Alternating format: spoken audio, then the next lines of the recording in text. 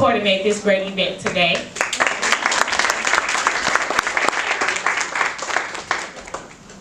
The candidates will be asked a set of 8 questions. They will have 2 minutes to answer each of the questions.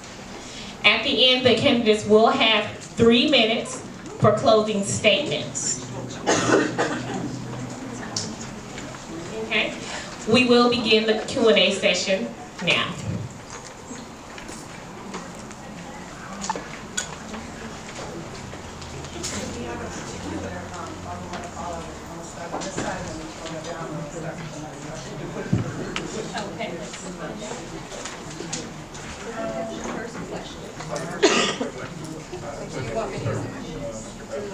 Okay, so ACTA will start off with the first question, and we will begin with Jeff Browser.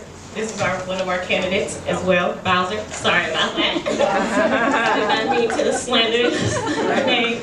We also have Helen Foster, Karen Monroe, and Ursula Reed. And how the questions will go, ACTA will ask the first question. ACTA will be asking 2 questions. We're just going to go around. Okay, and we'll go round robin. Thank you very much. We're just going to go around on the table. All of us. You want to test and ensure that the mic is on? Hello.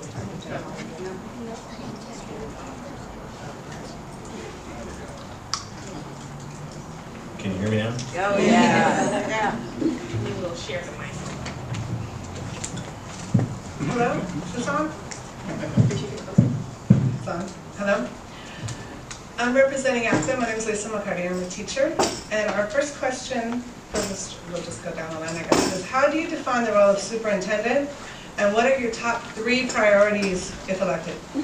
Thank you. And thank you for doing this forum. Unfortunately, it's an office that a lot of folks aren't familiar with, and I really enjoy the chance to talk with and share ideas and concepts with people. And so I really appreciate you putting this together, especially with such a large crowd. It's awesome.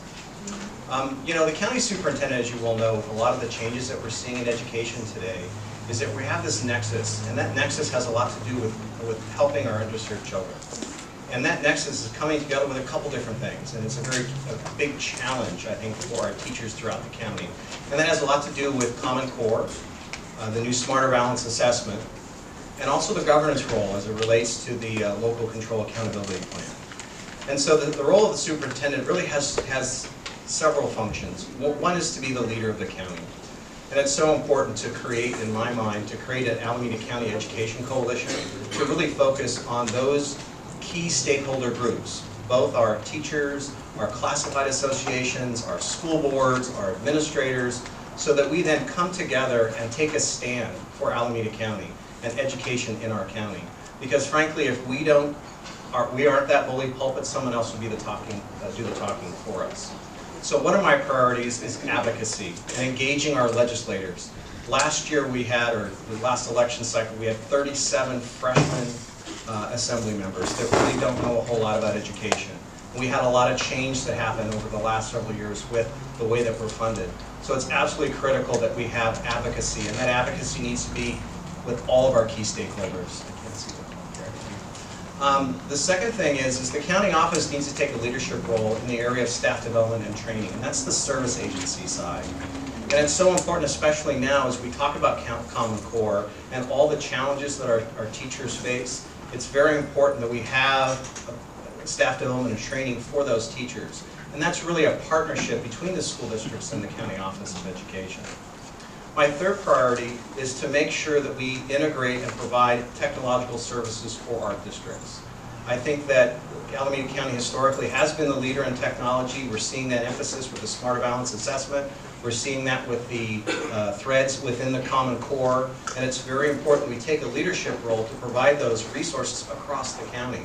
And what's great that we can do that is we have economies of scale. There's a lot of things that we struggle with throughout the county, and that collaborative piece is really what my forte is. My background is about bringing people together. My last job here in Alameda County Office of Ed back in the late 90s, I ran a joint powers agency of 13 county superintendents. And my claim to fame is I convinced 13 of them to do something together, and it was about focusing around technology. It's going up now. but I'll stop. Thank you. Thank you all for being here. Where is our timer? Oh, yeah, down here, okay, good. Thank you all for being here. I'm Helen Foster, and my 3 priorities would be, first of all, conducting a needs assessment. I think that all across Alameda County there are employees that are hurting. I think that there are districts that feel as though they're out in the cold. And I think the first thing that we need to do is to find out what out there is needed. So we're putting all of our emphasis on those needs. We are the place, the focal point for the districts, and we need to make sure that we are building something that supports every district in Alameda County and the employees in those districts. You probably have seen when you've gone on an airline and the flight attendant is telling you about the oxygen, that it drops down from the ceiling, and who are you supposed to put the oxygen on first? It's the adult. And that's the same thing when we're trying to train and teach and instruct students. The adults need that. They need that. They need that oxygen, and we need to make sure that they're getting it and that we're advocating for it. Going to Sacramento, make sure we're getting what we're doing, and seeing if, in terms of LCAP, are there any synergies that could exist as far as multiple districts are concerned? That needs to be looked at. Secondly, in terms of economies of scale, you might have seen in the paper a couple of weeks ago about how Fresno Unified has not had a single penny of increase in healthcare costs since 2006. Why is that? Because they have got such a large group that they are able to maintain their health care costs. And wouldn't you like to go back to health care in 2006 from what it is now and not have all that pay that's dropped because of the recession? Well, Fresno's managed to do that, and so one of the things that I would like to do immediately is to make sure that we develop a JPA and try to get every district in Alameda County. My time's up. I'm going to stand so we can see everyone in the back and see the timer. Good afternoon, everyone. Good afternoon, ACOE. So I see the role of the superintendent as being primarily to set and carry out the vision for education in the county. I often talk about the role of ACOE in an acronym that spells out LEADS. So to lead for educational initiatives such as Common Core and Smarter Balance, to educate. So the programs that we have that actually educate students are court and community schools, as well as the programs that we have that touch students personally, like our anti-bullying and smoking cessation programs, our advocacy that we provide at the state level. We also develop, and at D, we develop teachers, giving them professional development. And the S is for supports. We support districts to be fiscally and academically solvent. The 3 things that I'm focused on are, one is preparation. Preparation of teachers, giving them the tools that they need to be successful. The other is readiness. So readiness of students at both ends, I would say, for preschoolers, readiness for school, and then readiness for college and career. And then the third thing is helping districts hone in on their focus. So whatever their personal goals and focal points are for achieving student success, it's our job to help support them in achieving those. So I see that as a role of the superintendent in partnership with everyone in the building to achieve in those 3 areas.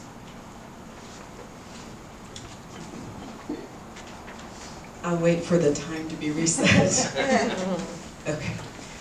Thank you all very much for having us here today. My name is Ursula Reed, and I truly believe that the superintendent's role is to be the educational leader for Alameda County, to make sure that everyone in the county knows we're here, not only in education, but as a resource for the teachers, as a resource for the administrators, and a resource for our students.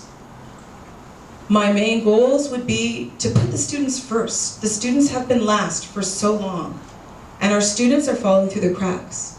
Our governor and our county did a wonderful thing passing Proposition 30 and getting the money that we need now to actually implement the the local control fund